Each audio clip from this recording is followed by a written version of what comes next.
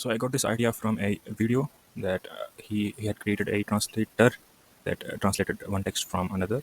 So I had an idea. He used an API, so I did the same. But so therefore, if I say hello folks and just let's keep it Arabic and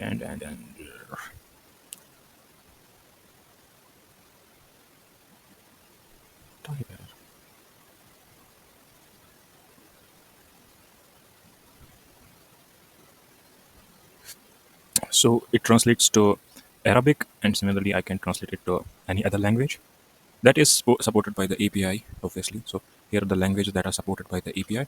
So this is a simple code. I created three states, and one of them takes the handles the. So first of all, there is a this input layout that takes the text and saves it in the inner text state. Then I use the select, and I map through these languages that are supported by the API, and it just created this. Yes, this. So then on the button submit, it just does this function.